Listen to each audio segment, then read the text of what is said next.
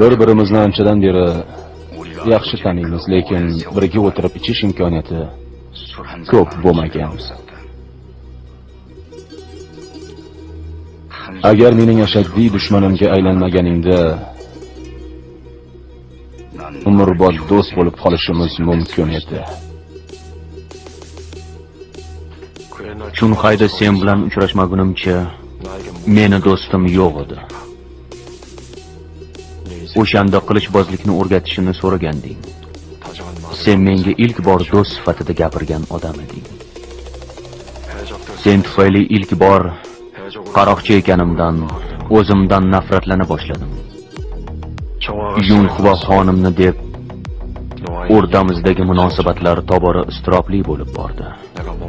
Qalbimda kechayotgan azob-uqubatlardan qutulishning yagona yo'li seni o'ldirish edi.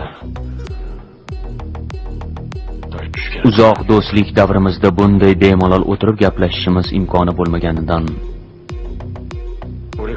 afsusdaman. Endi vaqtini